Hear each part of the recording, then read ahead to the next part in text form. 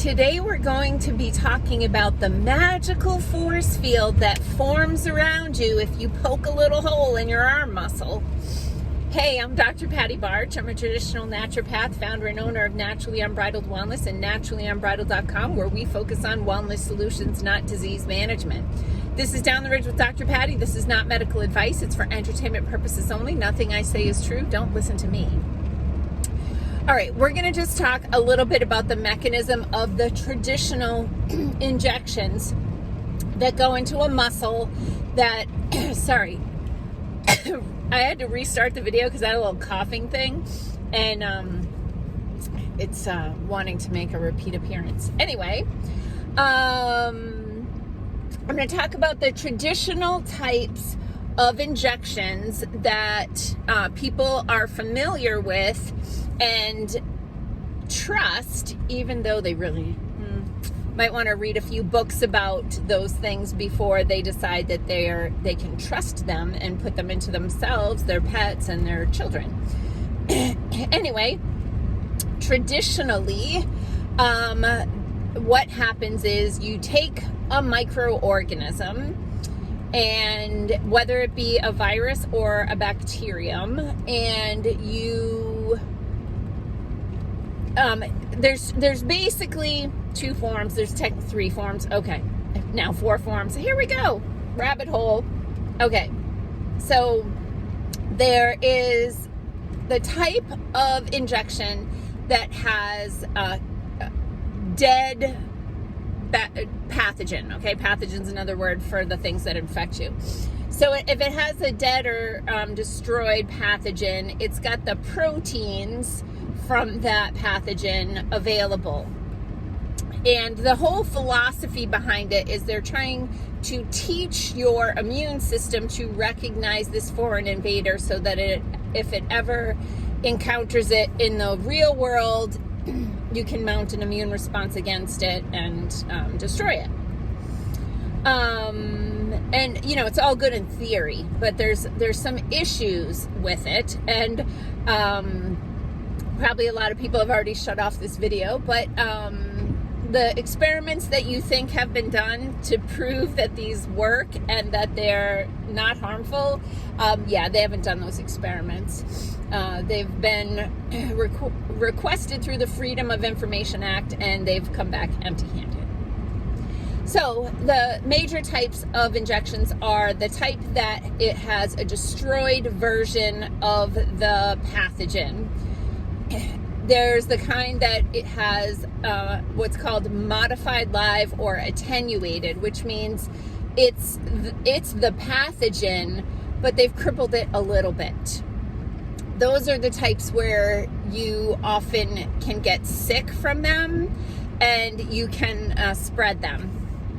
The kennel cough vaccine is one of those, and that's why most kennel cough cases occur after a newly vaccinated dog has gone to doggy daycare or boarding or obedience class or whatever, and when it was supposed to quarantine. So the dead pathogen, the modified, live, or attenuated pathogen. There's also something called an antitoxin. So the tetanus shot is technically an antitoxin, where you teach your body to recognize the toxin that the bacteria poops out, basically. And then now there's these, basically they're gene therapy products. And the way the gene therapy products work is they take the genetic recipe for a specific protein. So genes code for protein, so it's like a recipe. So you get the gene into your cell reads the recipe and makes the protein. And the newest version of these muscle pokes are this gene therapy where they inject you with the recipe and not the pathogen. I'm going to go into more detail in my next video about some of the problems with the recent formulations, and by recent I mean, since 2020, 2021. And I'm going to go into the mechanism of why they are causing so many problems. But for today, I'm just going to leave you with this little nugget that inside a typical historical version of these injections, there's a bunch of chemicals. It's not just the pathogen, right? So a lot of people don't think beyond the pathogen, but there's also preservatives in there. There's preservatives in the vial for shelf stability and sterility. There's also something called adjuvant, and adjuvant is a chemical that's included in the recipe for the vial, so that when it goes into the immune system, it wreaks havoc, creating a freak out by your immune system so that they can get enough of an immune response against it. The problem is it's non-specific.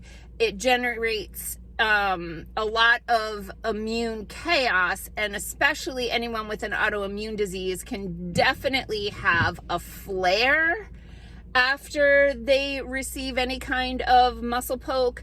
And also these, because they have an immune irritant combined with a protein, the pathogen, they can create food sensitivities, food allergies, and autoimmune diseases. And I'll get more into the mechanisms of those in future videos, assuming that the gods of the internet allow me to keep speaking.